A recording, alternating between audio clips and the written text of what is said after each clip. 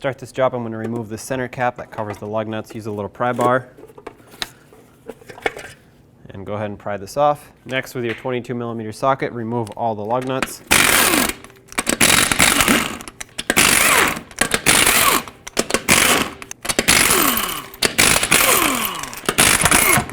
And remove the wheel. Next, since I'm here, I'm going to remove my axle nut with a 34mm socket.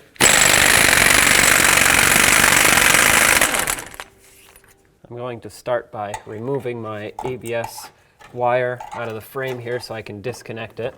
Once you pop it out, you'll see that it has a red tab here. Once that's pried up, you can press on the center and just pull the connector out, and then you can follow it along and remove it from all of its mounting points.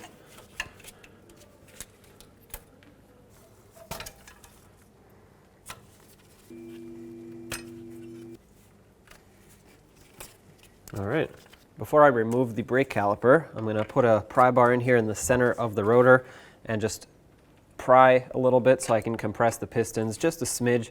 That'll make it easier for me to take the caliper off, and that way it doesn't hold pressure up against the rotor. There we go, it moves back and forth just a little. That's all I want. With a 24mm, I'm going to remove these two bolts. I'm not going to remove the caliper off the bracket. I'm just going to take the whole bracket assembly off. I'm going to start with this one at the top here. Leave that in, just a couple threads. Take the bottom one off. Take the top off. Support the caliper. Now when you pull it off, you don't want to put any pressure on this brake hose. So I'm going to set it up on top of the knuckle here, just like that. And I'm actually also going to bungee cord it. That way I know it's not going anywhere. Next step is to take the rotor off. Sometimes it's a little frozen on there. Mine moves. It just doesn't want to slide off. So I'm just going to work it back and forth. I did spray rust penetrant around the hub and into the holes of the lug studs here. I'm just going to, there we go. If you just work it back and forth, if it really doesn't want to come off, you can use a hammer and hit right between the studs. Just don't hammer on the braking surface or on the studs themselves. On the back side, you'll see two bolts on this side. They're both 18mm, same on the other side, so there are 4 in total. That's what holds this wheel hub on. Go ahead and remove all 4 of those, and then we'll pull the wheel hub off.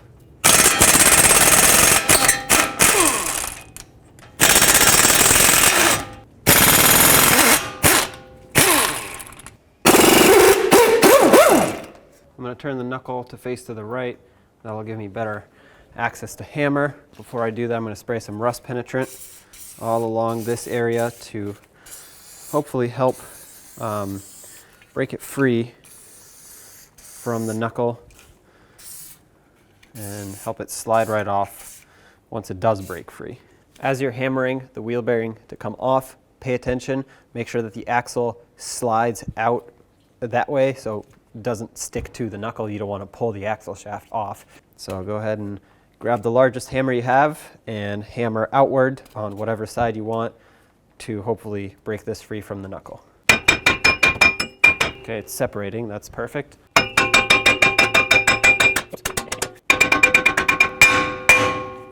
That's it. It's out. I'm going to take my rubber coated dead blow hammer and try to push the axle in.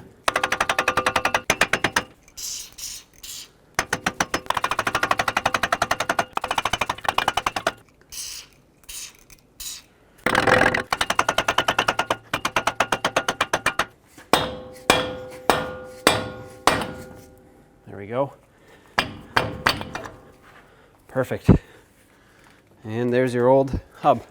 To prepare the surface for the new bearing, I want to clean it up. All this debris needs to get out of here and scrape up all the rust that has built up around the knuckle here. If you need some sort of a grinding disc, go ahead and use that. It just depends on how bad your rust is. If you don't have any rust, still give it a light scuff just to ensure that there's no debris, no surface rust. You want to make sure this has a nice flat mating surface. And do the same here. Make sure that there are no raised areas on this mounting part. I'm going to use some brake parts cleaner and just degrease everything, clean off the remaining debris. Go ahead and add a little bit of anti-seize to the inside of the knuckle here where the bearing sits. That's going to prevent it from seizing in the future. And I'm going to also put a little bit on the splines of the axle. That'll, well, do the same thing. Before you take your new bearing and install it, go ahead and clean up your bolts. I cleaned them off in my wire wheel, made them nice and shiny. There was a little bit of corrosion on the end of them and I wanted them to thread on properly. So have those ready to go. Then take your new bearing, make sure the ABS sensor is facing up. It went back behind the backing plate here.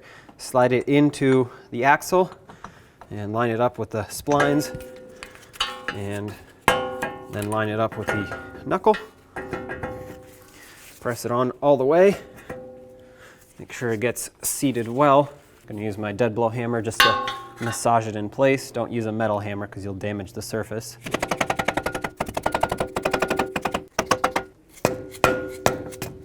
All right. This just helped it seat properly so that when I thread in the bolts, they can catch onto the threads. Go ahead and start in your bolts from the back. Make sure they catch onto the threads and don't cross thread. And before I bottom this out, I'm going to put the other two in.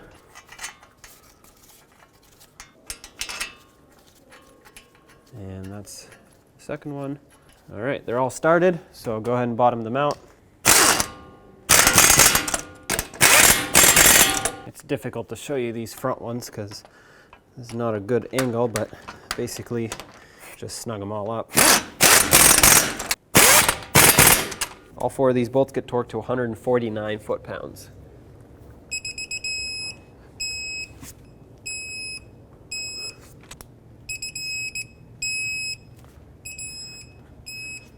Next comes the ABS wire. Make sure you tuck it underneath this backing plate. That's how it was originally. And looks like it came with a bunch of new clips, so take off all the old clips that you're not using, or you can reuse them if you want, but I'll just install the new one. Press it down and in. And now you just want to follow it along. I'm not going to do this yet. I'm going to put the brakes on first. Before the rotor goes on, I'm going to spray the hub with some anti-seize to make sure it doesn't corrode in the future. The main two areas you want to cover is this outer lip here and then the inner ridge right where it meets the center bore. Make sure your rotor doesn't have any debris on the inside there. If it does, clean it up. That way it can seat properly. Slide it on all the way. And I'm just going to use a lug nut, bottom it out just to hold this rotor in place. Grab your caliper, slide it over the rotor. Take your two bolts and start them in. Do not add anti-seize to these. If you want to add anything, add thread locker, but definitely do not put anti-seize on it. Bottom these out. So the torque for these two bolts is 260 foot-pounds. My torque wrench tops out at 250, so I'm just going to go to 250. I think that's plenty tight. There we go. Go ahead and secure the ABS cable into these mounting locations here.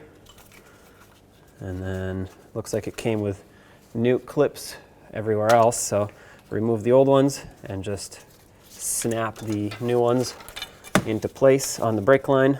The way these clips work is they just hook onto the line like this. So just follow it along.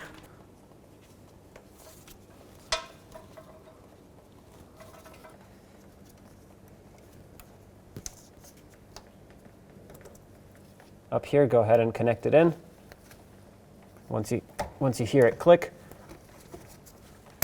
lock it down and secure it back into the frame. Go ahead and slide the wheel on.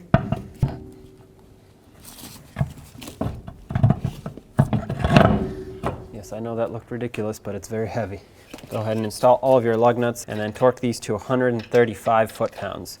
And just as an FYI, the rear wheels have a different torque spec. If you have dual wheels in the back, they get torqued to 140. If not, if you have single wheels, it's 150.